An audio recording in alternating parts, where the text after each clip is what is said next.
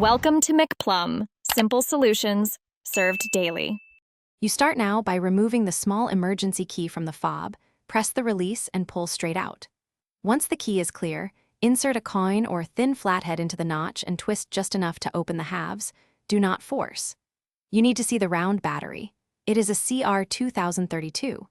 Take a photo or note the plus and minus orientation so you can install the new cell the same way. This prevents polarity mistakes that prevent the fob from working. Once open, carefully lift the old CR2032 out using a plastic pry tool or fingernail.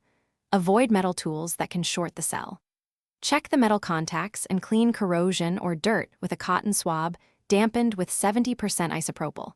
This improves conductivity.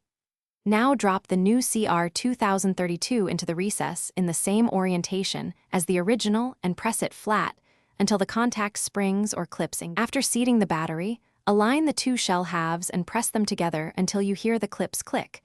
Reinsert the emergency key. You should immediately test remote lock and unlock from a few feet away and verify push-to-start recognition by placing the fob near the center console. If the fob does not respond, first confirm battery orientation and cleanliness, then reseat the cell. If that fails, try a fresh CR2032.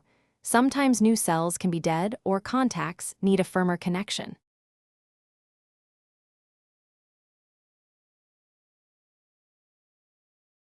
Thanks for watching. Stay juicy and subscribe.